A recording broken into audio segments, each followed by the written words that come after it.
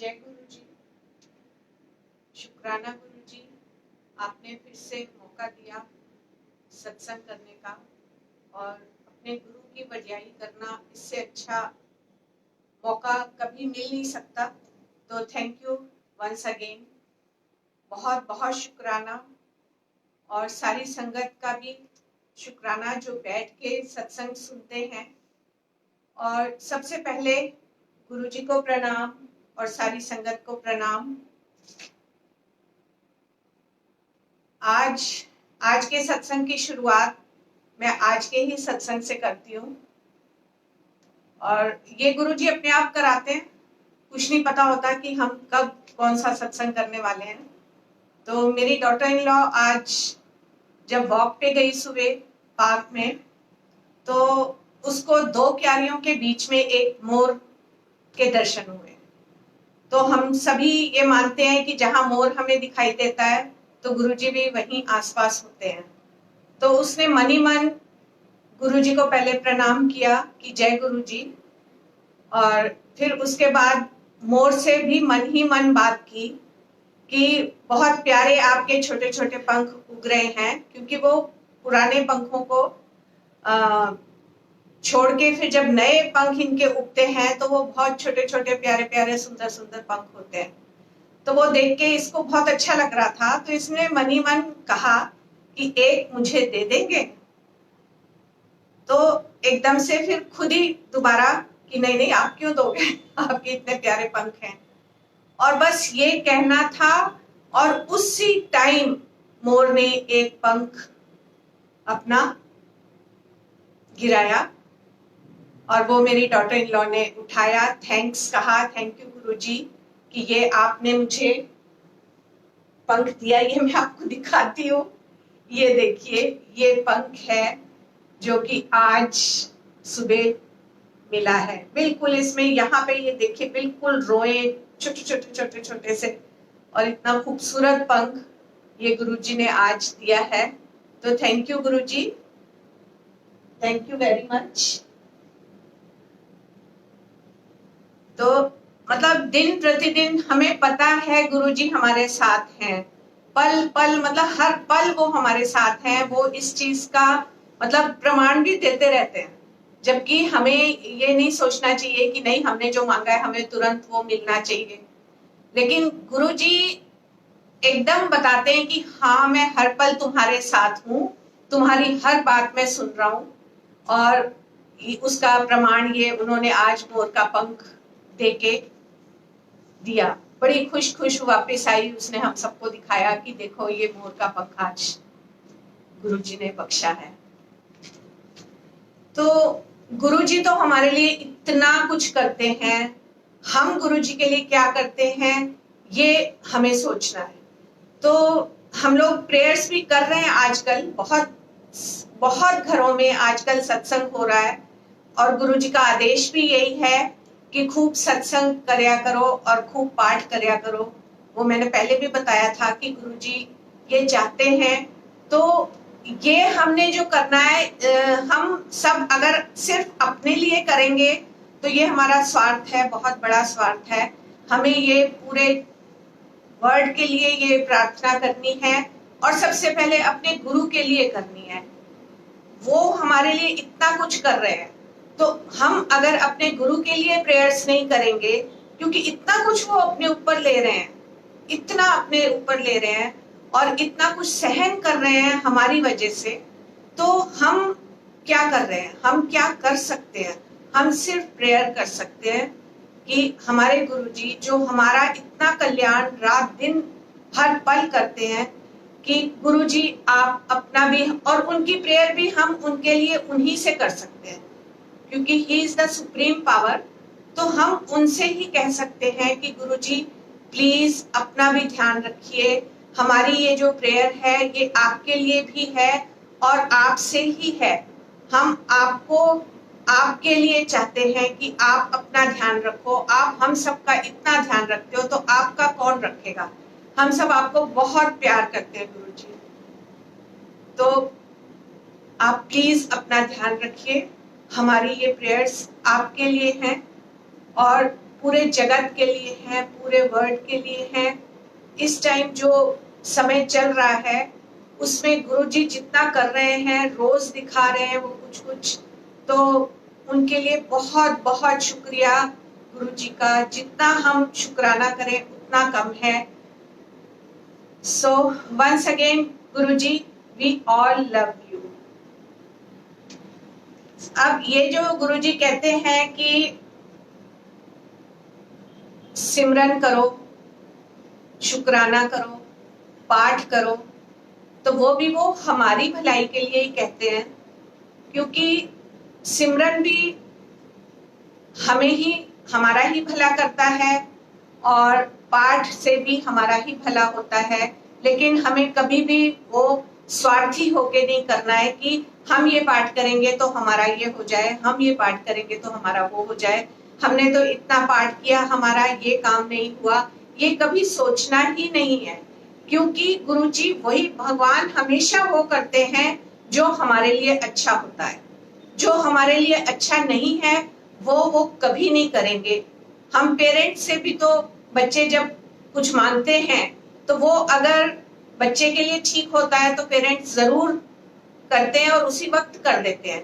लेकिन अगर वो बच्चे के लिए ठीक नहीं होता है तो वो नहीं करते हैं। उससे बच्चा दुखी भी होता है कि नहीं किया इन्होंने मेरे लिए, पर वो क्योंकि उसकी भलाई उसी में है। तो इसी तरह गुरुजी तो भगवान है, हम सब उनके बच्चे हैं, तो वो हमारे लिए हमेशा वही करेंगे जो हमारे लिए ठीक होगा, और जो हमारे लिए ठीक नहीं होगा वो नहीं करेंगे। और इस चीज का एहसास भी हमें बाद में हमेशा होता है कि हाँ, उन्होंने उस टाइम ये नहीं किया, कितना अच्छा हुआ कि उन्होंने नहीं किया, अगर किया होता तो ये होता या वो होता। क्योंकि उसके आफ्टर इफेक्ट्स क्या होते हैं वो उनको पहले से पता होते हैं। सो दैट्स वाई सुख दुख जो भी हमारे जीवन में चलता है सब उनकी देन है, और हमें हर सुख का, हर दुख का शुक्राना करना चाहिए। और सिमरन हम कहते हैं कि हमें सिमरन करना चाहिए, लेकिन सिमरन भी वही करा सकते हैं। वो शब्द की एक लाइन याद आ रही है, से सिमरे जिन आप सिमराए। तो वही सिमरन भी कर सकता है जिनको वो सिमरन करवाते हैं, करवाना चाहते हैं। पर उसके लिए हमें अपने मन के अंदर इच्छा तो लानी होगी ना, क्योंकि वो हमारे मन की हर बात सुनते हैं। तो जब हम मन के अंदर ये इच्छा लाएंगे कि हम सिमरन करना चाहते हैं, गुरुजी प्लीज आप हेल्प कीजिए कि हम सिमरन कर सकें, तो वो जरूर हमारे ऊपर कृपा करते हैं और उनकी दात रहती है, और उससे हमारा सिमरन भी शुरू हो जाता है। और पाठ के लिए भी, जो भी पाठ हम लोग करते हैं, गुरुजी ने कभी नहीं कहा कि ये पाठ करो या वो पाठ करो। जो भी पाठ हम सब घर पे करते हैं वही पाठ हमें हमेशा करते रहना चाहिए। और माला जपने के लिए भी गुरुजी जैसे मना करते थे कि नहीं, माला नहीं जपनी, उससे हमारे अंदर ईगो आ जाती है। तो ईगो ना आए तो हमें पाठ करना चाहिए बिना गिनती किए, बल्कि ऐसा हमें अपने आप को बना लेना चाहिए, जैसे वो शब्द में कहा भी गया है, सांसों की माला में सिमरू में तेरा नाम, कि हमें एक एक श्वास में हमारे नाम होना चाहिए। हम कुछ भी काम कर रहे हैं तो भी हमारी सांसों में वो नाम चलता रहना चाहिए। तो बस ऐसी दात हम अगर मांग ले अपने भगवान से, अपने गुरु जी से, तो बस उससे ज्यादा कुछ नहीं है। हमने गुरु को गुरु से मांग लिया तो और कुछ हमें चाहिए भी नहीं। सो गुरु जी हमें ऐसी ही दात दीजिए कि हमारी सांसों में हमेशा आपका नाम चलता रहे और हम आपका सिमरन हर पल हर क्षण करते रहे। अब इसके लिए एक अभी रिसेंट उदाहरण है कि मेरी सिस्टर अभी मेरठ से आई थी, कुछ दिन यहाँ मेरे पास रह के गई, तो उसका बेटा भी साथ आया था और उसे यहाँ आके इतना अच्छा लगा कि सुबह शाम सत्संग में वो भी बैठता था। तो जब मेरठ से ये लोग आए कैसे, उसको वहीं पे ये अंदर से लगने लगा कि हम मम्मी अंदर से मन कर रहा है कि मासी के घर जाना है, मासी के घर जाना है, तो चलो, जबकि इतने साल हो गए हैं वो इस तरह से आके कभी नहीं रहा। तो कहता है कि पता नहीं अंदर से मन से हो रहा है कि मासी के घर जाना है और हम कुछ दिन वहां रह के आएंगे। तो इसने कहा ठीक है, और उसके बाद कुछ दिन और बीत गए। तो फिर कहता है कि आज तो मुझे रात को सपना भी आया कि हम लोग मासी के घर में हैं, तो कब चल रहे हैं हम लोग। तो बस फिर हमारी फोन पे बात हुई। मैंने कहा फिर सोच क्या रहे हो, आ जाओ। और वो आ गए और फिर वो लोग 10 दिन यहाँ रह के गए। और ये बुलावा गुरुजी का ही था, क्योंकि वो कह रहा है मेरे को मन में अंदर ही अंदर हो रहा था कि मुझे बड़े मंदिर जाना है। मासी, मैंने आपसे व्हाट्सएप पे पूछा भी कि बड़ा मंदिर कब खुल रहा है, तो आपने कहा कि जब भी खुलेगा मैं बता दूंगी। पर उसके बाद से ऐसे मन में आना शुरू हुआ कि नहीं, मासी के घर चलते हैं। और फिर तो दिखा भी दिया सपने में कि हम आपके घर आ गए हैं। और यहाँ आते ही सुबह शाम उसने मतलब उन दोनों ने हमारे साथ सत्संग में बैठ के सत्संग अटेंड किया और बहुत उन्हें अच्छा लगा। और इस दौरान उसने मेरे से ये भी कहा कि मेरा सेवा करने का भी बहुत मन करता है, तो क्या मैं मंदिर में सेवा कर सकता हूँ। तो मैंने उसे यही कहा कि अभी मंदिर बंद है, हम लोग भी जो सेवा करते थे हम लोग भी आजकल नहीं जा रहे हैं, और हमें भी जब गुरुजी का हुक्म होगा हम लोग जाएंगे, और जब भी सेवा का मौका मिलेगा तो मैं तेरे को जरूर बताऊंगी। और तेरी मंडे को छुट्टी होती है, तू मंडे की मंडे सेवा कर लेना। तो ये तो उसने अपने मन की इच्छा जाहिर की। अब इसी दौरान अचानक से मेरे बेटे बहू और बच्चों का प्रोग्राम बना। थोड़ा छुट्टी थी इनकी, और ये लोग सोलन के पास बड़ोक है वहां पे गए छुट्टियों में, क्योंकि बच्चे भी इतने दिनों से घर में रह रह के, और ये इनकी जो ऑनलाइन क्लासेस चल रही हैं, घर से बाहर कहीं नहीं जाना, तो ये कि हम अपनी कार में ही तो जाएंगे, कार में ही आएंगे। और अब तो खुल भी गया है हिमाचल, तो हम जाना चाहते हैं। और ये उन्हीं दिनों 3-4 दिन के लिए वहां गए। तो जो ये सेवा मांग रहा था, जो हमारे यहाँ सुबह शाम सत्संग होता है उसमें प्लेलिस्ट बेटा ही प्ले करता था, तो ये सेवा सिस्टर के बेटे को मिल गई। और उसने ये म्यूजिक की सेवा, जितने दिन ये लोग नहीं आए उतने दिन ये सेवा उसने की, और जिस दिन वो आए उसी दिन ये लोग मेरठ के लिए वापस चले गए। तो गुरुजी इतना सुनते हैं, बस हमें अपने मन में लाने की देर है कि हम ये करना चाहते हैं। और उसने कहा कि वहां भी मम्मी मेरठ में भी जाती थी सत्संग में, पर वहां मैं कभी भी किसी भी उनको लेने जाता था कि भाई सत्संग में गई हुई है तो मुझे उनको लेके आना है, लेकिन मैं कभी भी अंदर सत्संग में गया नहीं। और मम्मी ने बड़ी बार कहा था कि सत्संग में अंदर आओ, लंगर खाओ, पर कहता है मेरा अंदर से कभी मन किया ही नहीं। मैंने कहा नहीं, मैं शिव जी का भक्त हूँ, तो मैं ऐसे नहीं किसी को मानता, मैं नहीं, अंदर नहीं आऊंगा। हाँ, आपको लेने में हमेशा आऊंगा जब आप आओगे। और इतना ट्रांसफॉर्मेशन, मतलब गुरुजी, अब गुरुजी तो शिव जी भी हैं, वो सबको पता है, महाशिव हैं, तो शिव जी भी वो है।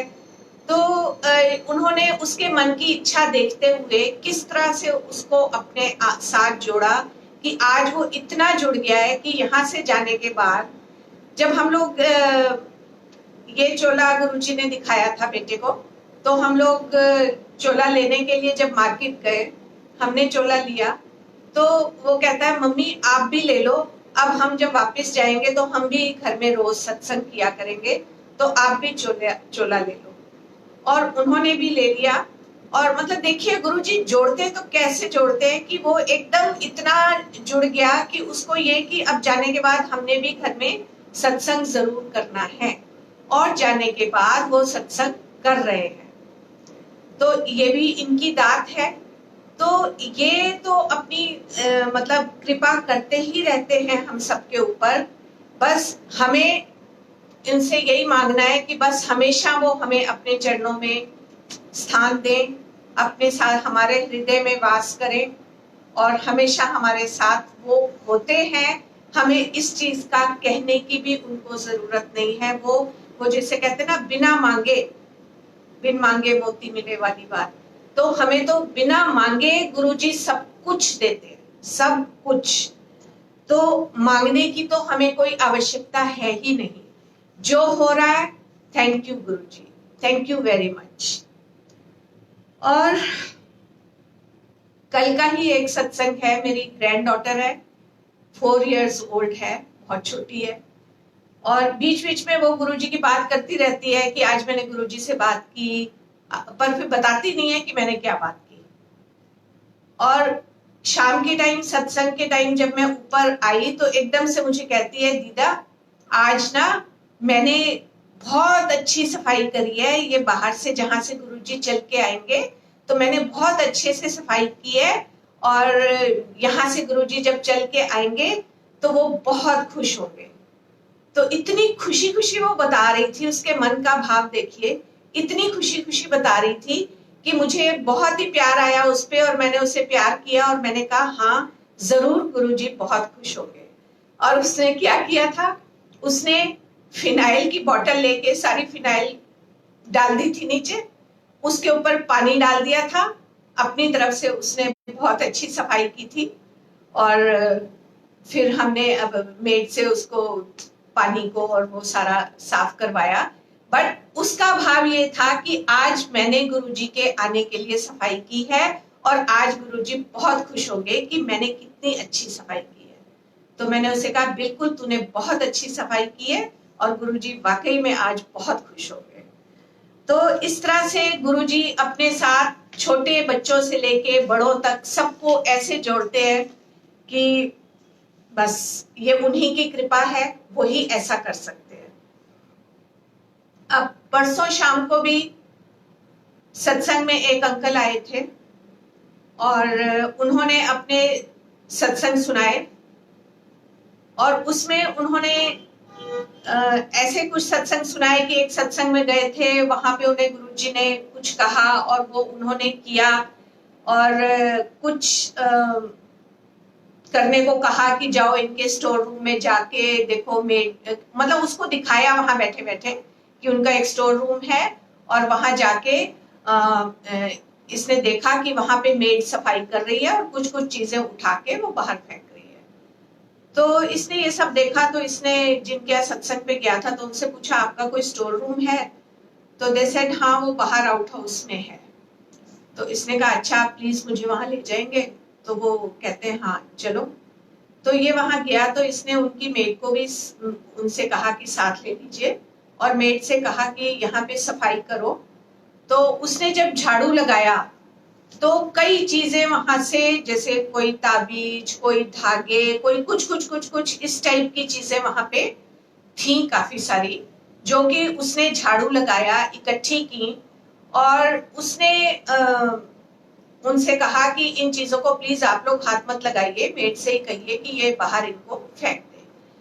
तो उन्होंने मेड से कहा और मेड ने उसे बाहर फेंक दिया।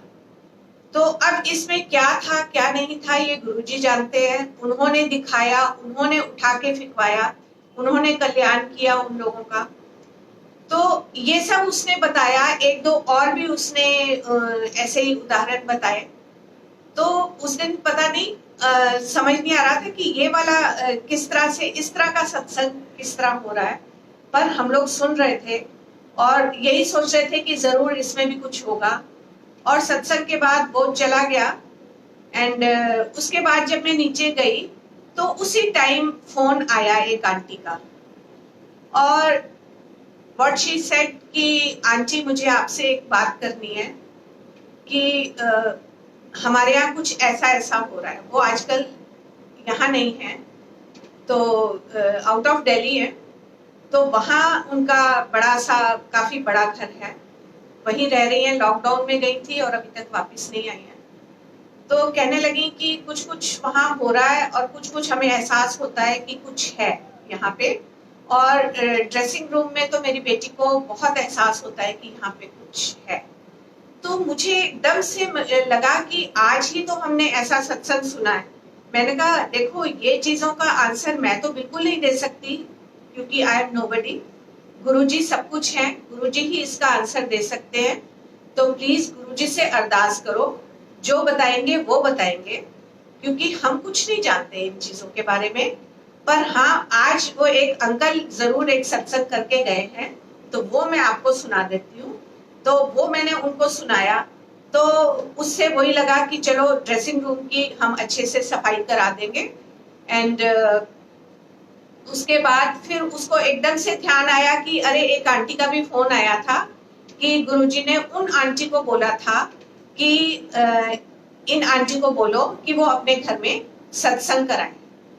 तो मैंने कहा लो आंसर तो गुरु यही है इसका। मैंने कहा मैंने तो कुछ नहीं बताना, पर गुरुजी ने ही अगर ड्रीम में आके उन आंटी को ऐसे बोला है आपके लिए, तो आप सत्संग कराइए। तो शी सेड कि मेरे हस्बैंड बिल्कुल नहीं मानते हैं और उनको बिल्कुल अच्छा नहीं लगेगा, तो मैं कैसे करूं सत्संग। हालांकि आजकल गुरुजी रोज 2 बजे मुझे उठा देते हैं। तो मैंने कहा कोई बात नहीं, वो उठा देते हैं तो आप उसी टाइम कर लो सत्संग। तो गुरुजी ये नहीं कहते कि नहीं आप सत्संग में ये बनाओ वो बनाओ, आप सिंपल पानी रखोगे, जल प्रसाद रखोगे, चाय प्रसाद पिलाओगे, उससे भी गुरुजी का सत्संग आप कर सकते हो। क्योंकि गुरुजी आते हैं तो अपने साथ संगत लेके आते हैं, तो हम उनको जल तो ऑफर करेंगे और चाय भी ऑफर करेंगे। तो अगर आप इतना भी कर सकते हो तो आप कर लो। अगर आपके पास उस टाइम कुछ और करने का नहीं है तो गुरुजी उसमें भी खुश हैं, बस आप सत्संग करो अगर उनकी तरफ से इस तरह से कुछ इंडिकेशन आई है। तो गुरुजी जो है हमेशा उपाय भी साथ के साथ ही बताते चले जाते हैं।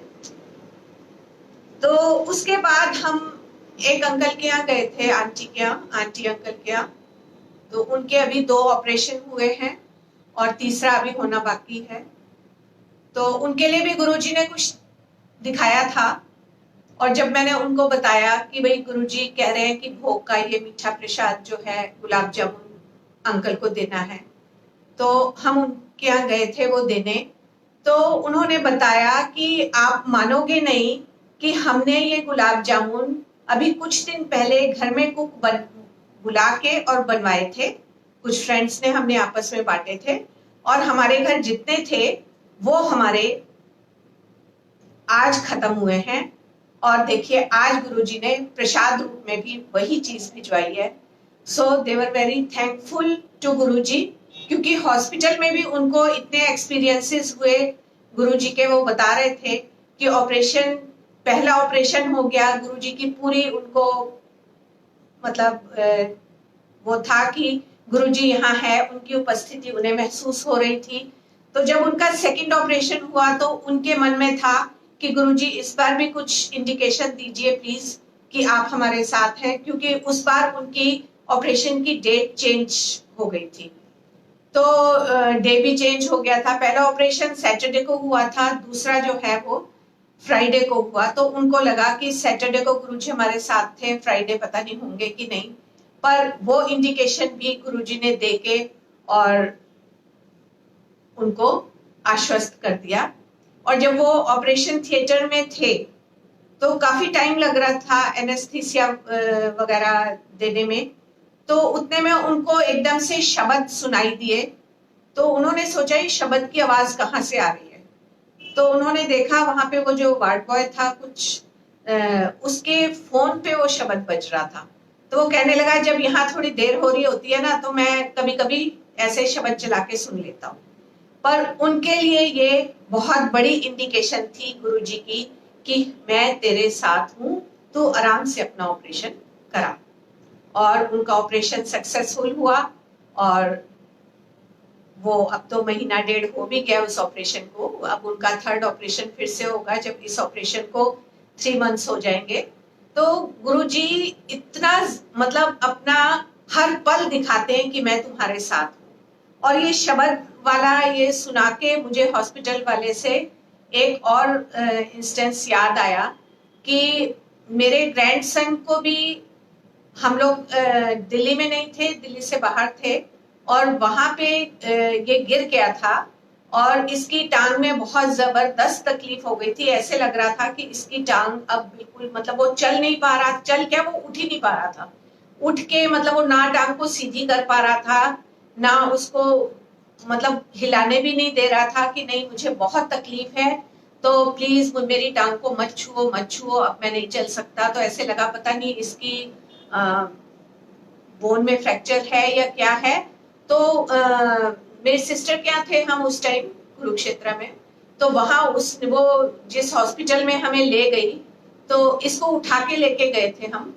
और वहां जब इसको दिखाया, तो इसकी जब स्टार्ट ही हुआ प्रोसीजर, तो एकदम से शब्द चलना शुरू हो गया, तू मेरा राखा सबनी थाई। और हम इतने हैरान हुए कि देखो गुरुजी, आपने कैसे एकदम से अपनी प्रेजेंस हमको दिखा दी है, कुछ नहीं होगा इसको, सो हम बिल्कुल ठीक हो जाएगा। और मैंने उसे कहा, देख बेटा, गुरुजी ने ये शब्द सुनवाया है ना, तुझे कुछ नहीं हुआ। और उसके बाद डॉक्टर ने उसको चेक किया और उन्होंने कहा कि अभी हम इसका एक्सरे लेके देखते हैं और फिर उसके बाद हम डिसाइड करेंगे कि क्या करना है। और उस दौरान मतलब ये सब कुछ होता रहा, एक्सरे हुआ तब भी शब्द बजा बिन बोले सब कुछ जानता। और वो मतलब ये सोहम का बचपन से, मतलब अभी भी कोई बड़ा नहीं है, 7 इयर्स है, तो जब 2 इयर्स का था तब से वो ये बिन बोलिया सब कुछ जानता, इसका फेवरेट शब्द था। तो वो वाला बजा जब इसका एक्सरे हो रहा था, और उसमें उन्होंने जैसे टांग को ऊपर उठा के नीचे मोड़ के वो सब किया, तो बड़ी इजीली हो रहा था। तो मैं तो देखते ही समझ गई कि हो गया, गुरुजी ने कर दिया सब कुछ। और उसके बाद जब डॉक्टर ने देखा तो ही सेड कि नहीं ठीक है, पर अभी तो आप जा सकते हो इसको लेके, पर आप नोट करो 5 दिन तक रेगुलर नोट करो कि इसको बुखार चढ़े या कुछ भी हो तो आप बताना, फिर लेके आ जाना, फिर हम इसको दवाई देंगे। तो वो मुझे तो समझ आ गई थी, गुरुजी ने तो अपना ट्रीटमेंट कर दिया, अब इसे कुछ भी नहीं होगा। और वही हुआ। उसके बाद हम घर गए हैं, नेक्स्ट डे हम दिल्ली के लिए वापस टैक्सी करके आ गए। और ये हमारा 3rd फ्लोर है घर हमारा, और ये 3rd फ्लोर तक चढ़ के सीढ़ियां आया। तो ये देखिए, हॉस्पिटल में भी शब्द सुनवा के, जब उस दिन उन अंकल से सुना शब्द वाला, तो मुझे ध्यान आया कि हमारे साथ भी तो ऐसे ही हुआ था। और इस तरह से गुरुजी अपनी प्रेजेंस भी शो करते हैं और कल्याण भी करते हैं। दिन प्रतिदिन हर वक्त वो हमारे साथ होते हैं। और बाकी तो ये है कि जैसे हम ये सोचते हैं कि हम गुरुजी से कब से मिले, कि इस जन्म में हम कह सकते हैं कि 2004 से, लेकिन इस जन्म में भी हम 2004 से नहीं कह सकते। वो भी मुझे मतलब मैं अभी तक कहती रही कि 2004 में इस जन्म में मिले, पर नहीं, गुरुजी हमेशा से हमारे साथ थे। और जब मैं पीछे मुड़ के देखती हूँ तो मुझे समझ में आती है कि नहीं, गुरुजी तो हमेशा से हमारे साथ थे। और कब से हमारे साथ हैं वी डोंट नो, क्योंकि जब मेरा बेटा 2.5 साल का था, तो 2.5 साल का था तो एक दिन सुबह उठ के एकदम, मैं किचन में काम कर रही थी, तो एकदम से किचन में आया और मेरे को कहता है कि एकदम से इसने जो बोलना शुरू किया, मैंने कहा 2.5 साल का बच्चा ये क्या बोल रहा है, कि मम्मी ऐसे ऐसे मेरे पीछे सांप पड़ गया था और मैं भाग रहा था, तो एकदम से एक आदमी आया और उसने मुझे गोद में उठा लिया, और मम्मी उनके यहाँ पे भी एक आंख थी। इसने जब ये कहा तो एकदम से मुझे लगा, मैंने एकदम से इसे कहा, मैंने कहा वो तो शिव जी थे। तो बच्चे को तो नहीं पता शिव जी कौन होते हैं। तो अब मतलब उस टाइम मुझे भी नहीं एहसास हुआ, क्योंकि मुझे नहीं पता था, गुरुजी के बारे में भी नहीं पता था, और ये भी नहीं पता था कि ऐसा भी हो सकता है। तो अब मुझे समझ में आ रही है कि भाई उस टाइम भी गुरुजी ही थे, शिव रूप में आके उन्होंने उसको बचाया और ये सपना उसे दिखाया, और सपना बच्चा सुना रहा है। तो अब वो देखिए, उस टाइम इसको शिव जी ने दर्शन दिए, और इस टाइम अब मैं याद, फिर वही गुरुजी याद दिला रहे हैं कि सोहम को भी शिव जी ने दर्शन दिए। Thank you Guruji, thank you very much हमारे बच्चों के साथ और सबके साथ इसी तरह रहने के लिए। और ये नहीं है कि सिर्फ हमारे साथ है, वो हर संगत के साथ हैं और किसी ना किसी रूप में वो बताते रहते हैं। तो इसी तरह जो मैंने बताया था कि 2004 में मुझे फिर से ब्रेस्ट कैंसर का डॉक्टर्स को था कि भाई राइट साइड में भी हो गया है, क्योंकि 95 में मुझे लेफ्ट साइड में ब्रेस्ट कैंसर था, उस टाइम 3rd स्टेज थी, रिमूव कर दिया गया था ब्रेस्ट को, और मैं बिल्कुल ठीक हो गई थी। और उस टाइम के भी अब जो मैं याद करती हूँ, उस टाइम भी मुझे नहीं पता था गुरुजी के बारे में। 2004 में तो मुझे पता है कि जब डॉक्टर ने कहा, मेरी फ्रेंड मधु खन्ना मुझे उनके पास लेके गई, और जबकि हमारी आपस में बिल्कुल कोई बात नहीं हुई, पर गुरुजी ने एक ही सेंटेंस कहा, खून फिक्र ना कर, गुंजनदा भी हो जाएगा, बाकी भी सब ठीक हो जाएगा। तो बस उनके उस एक सेंटेंस से हमारी जिंदगी बिल्कुल ऐसे बदलती गई, सब कुछ ठीक होता चला गया। और डॉक्टर्स के पास भी जिस टाइम उन्होंने दोबारा बुलाया, डॉक्टर्स ने भी कहा कि जब हम कर रहे थे बोन स्कैन तब दिखाई दे रहा था, लेकिन अब कुछ नहीं दिखाई दे रहा, अब आप जाइए ऐश कीजिए। सो ये तो था कि सेकंड टाइम जब डॉक्टर्स को लगा कि फिर से हो रहा है। और जो फर्स्ट टाइम 95 में हुआ था, उस टाइम भी सब कुछ इतने आराम से ठीक हो गया, जबकि तब 3rd स्टेज थी एंड डॉक्टर्स के अनुसार 3 मंथ्स थे मेरे पास, लेकिन मैं बिल्कुल ठीक हो गई। और उस टाइम जब मैं घर में ही थी और कीमोथेरेपी वगैरह चल रही थी, उस दौरान भी घर में हरिद्वार से एक कोई आए, हम नहीं जानते थे। उन्होंने कहा कि मैं आपको ये रुद्राक्ष देना चाहता हूँ, ये आप अपने मंदिर में रखिए और आप जो भी दान करना चाहें आप कर सकते हैं। उन्होंने कुछ नहीं मांगा कि नहीं मुझे इतना दो या उतना दो। तो 2 रुद्राक्ष उन्होंने मुझे दिए कि आप इसे अपने मंदिर में रखिएगा, और आप जो भी हमें कुछ देंगे हम आपकी तरफ से ये वहां जाके लंगर करवा देंगे। तो फिर उन्होंने जो कहा कि भाई कुछ दीजिए, तो हमने जो हमें ठीक लगा वो हमने उनको दिया, और इस तरह से वो आशीर्वाद देके चले गए।